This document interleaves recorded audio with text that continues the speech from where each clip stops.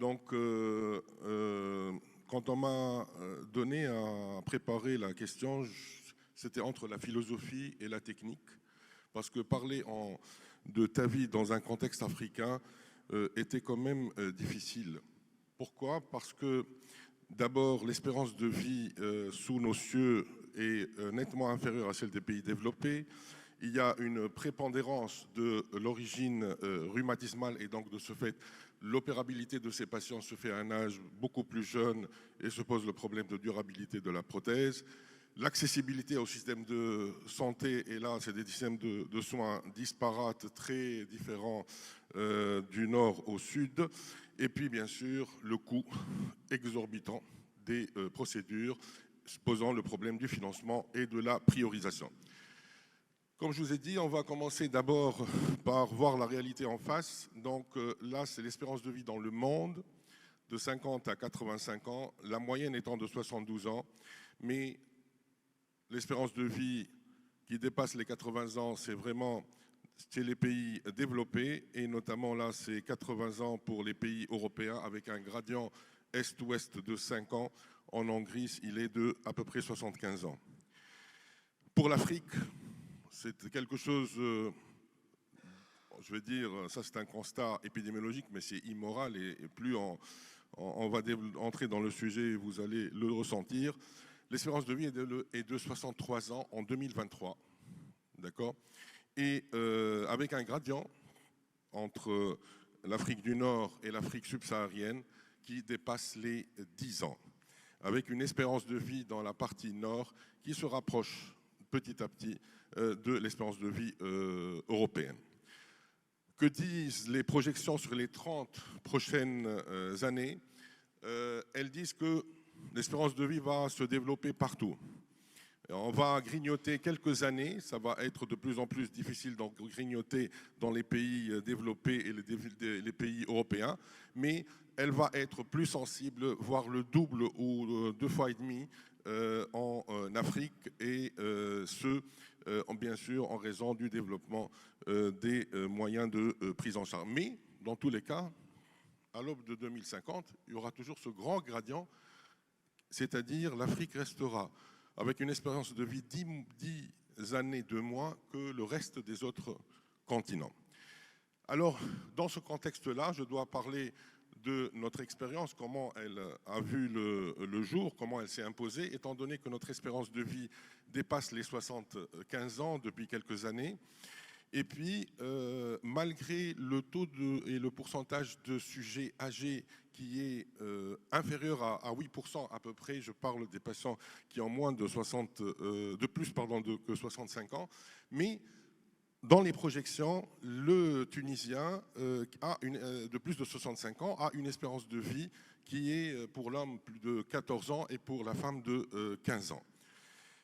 Et le système de santé traditionnel de tout temps a régulièrement permis l'accès à des innovations ou à des moyens de traitement plus ou moins modernes avec un décalage toujours de plusieurs années.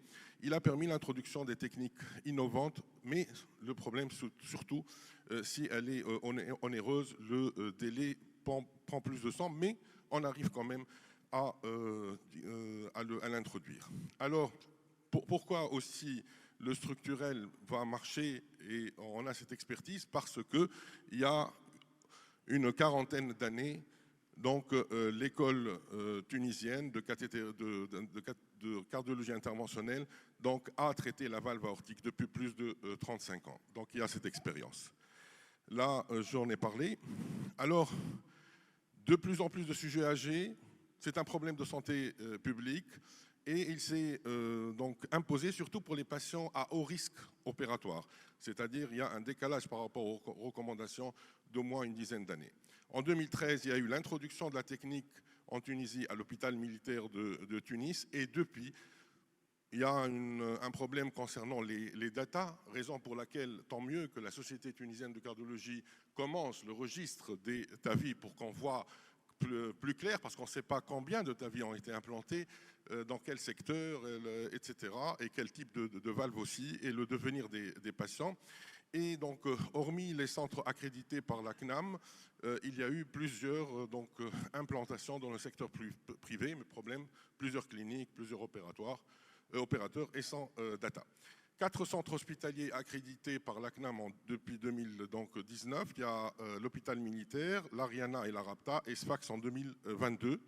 Et bien sûr, depuis ces années, il y a eu donc une certification de centres et de certains opérateurs. Il y a eu 4 millions de dinars qui ont été mis par la CNAM pour leurs affiliés et 0,5 millions pour les indigents.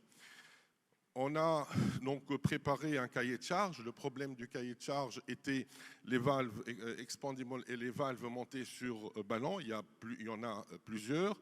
Le problème aussi était les certifications de ces valves, le FDA, le HAS approved, FDA approved, etc. Avec bien sûr de plus en plus de concurrence sur le marché et l'introduction de valves qui sont très prometteuses sur le marché, en plus des classiques. Et puis, bien sûr, se poser aussi le problème de la répartition, combien d'expandables, pour combien de montées sur ballon.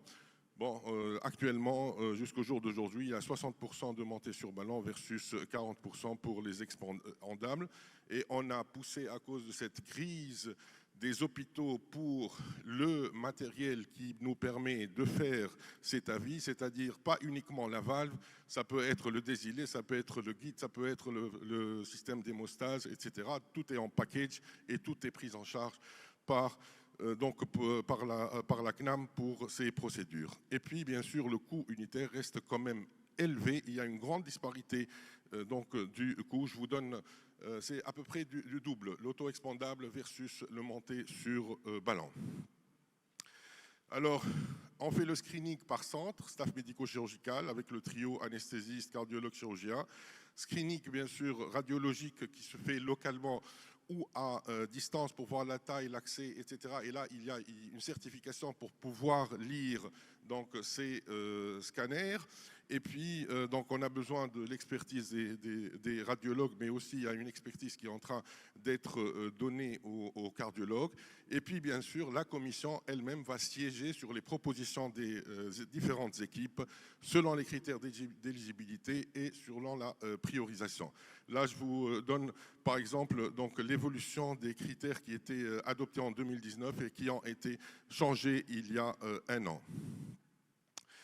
Alors là, vous voyez qu'il y a une exigence de l'acquisition de l'expertise, exigence de l'industrie pour l'accréditation des centres et des opérateurs, plusieurs aspects, sécurité d'environnement de l'implantation, la formation de l'équipe, etc. Et restera toujours un accompagnement pour les actes de plus en plus complexes que nous allons rencontrer. Alors ça, c'est les recommandations de l'expert. Qu'est-ce qu'il dit? Il dit que nous avons besoin de cet accompagnement et nous avons besoin d'une formation pour pouvoir avancer. On a été accompagné essentiellement par deux référents pour l'auto-expandable et le ballon, le monté sur ballon. Et bien sûr, tout a été permis grâce aussi à la collaboration de l'équipe d'anesthésie qui a été très patiente avec nous, avec bien sûr un passage à la sédation constante qui a transformé notre vie, nous permettant d'aller plus vite et faire plus d'actes par journée et surtout moins de risques pour le patient. Alors, quelles sont les exigences de cette commission? Jusque-là, c'est vraiment un peu lâche, c'est-à-dire on a besoin d'un rapport annuel pour les patients qui ont été implantés, pour leur devenir, et voir aussi quels ont été les problèmes qu'on a rencontrés pour mettre en place nos programmes. 3 valves ont été jusque-là retenues pour l'implantation en Tunisie et prises en charge par la CNAM. Il y en a d'autres qui ont été mis, comme je vous ai dit, dans d'autres centres, mais non remboursés.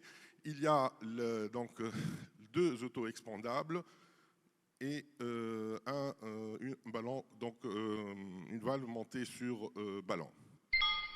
Alors, le problème redondant est toujours le même.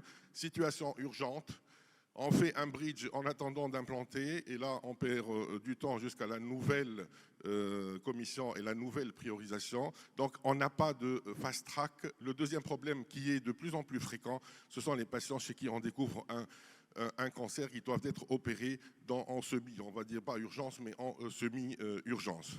Le problème auquel aussi nous allons être peut-être confrontés, mais ça c'est l'Europe qui a été confrontée à ça, SBNSS, donc c'est le maintien d'un seuil d'activité minimum. Et là, il faudrait que nous, on l'anticipe et on décide dès le départ. Est-ce qu'on ouvre cette activité dans des blocs opératoires avec bien sûr l'apport des salles hybrides ou pas? Ça aussi, ce sont des questions qui restent donc en suspens. L'expansion, elle est inéluctable. Vous voyez sur le graphique les nombres de pays qui ont implanté des TAVI, mais ce sont des one-shot, c'est-à-dire ce ne sont pas des programmes. Là, il faudrait vraiment introduire des programmes et avoir la possibilité de faire le minimum pour avoir l'expertise. Je crois que le rétrécissement aortique dégénératif chez les sujets africains ira crescendo en nombre, donc le TAVI va s'imposer. Il a été démontré que c'est une technique et c'est un acte qui a fait une rupture. Il va évoluer en exponentiel, son indication est de plus en plus large et il est immoral que nous soyons doublement sanctionnés, et notamment l'Afrique subsaharienne, une espérance de vie qui est en grand décalage, et même si on a la chance de vieillir, il n'y a pas accès à des moyens qui permettent de vivre mieux et plus. L'expérience tunisienne démontre que la faisabilité d'un programme national TAVI, il y a beaucoup de critiques, etc. Mais déjà, ça reste évolutif et perfectible en deçà de nos aspirations, mais on avancera certainement ensemble. Deux challenges par contre, et là ce sont des challenges qui sont d'ordre politique beaucoup plus que scientifique. Amener les organisations internationales, régionales, peut-être même nationales, à mettre des moyens de financement et des protocoles avec l'industrie permettant de réduire drastiquement le coût du TAVI pour ces pays-là. Et il faut que nous soyons honnêtes. Et il faut une décision courageuse. Pour acquérir l'expertise, on a besoin de débit. La nécessité de centraliser en des centres accrédités avec un nombre minimal d'actes s'impose, quelles que soient les réticences et l'inertie que nous allons avoir.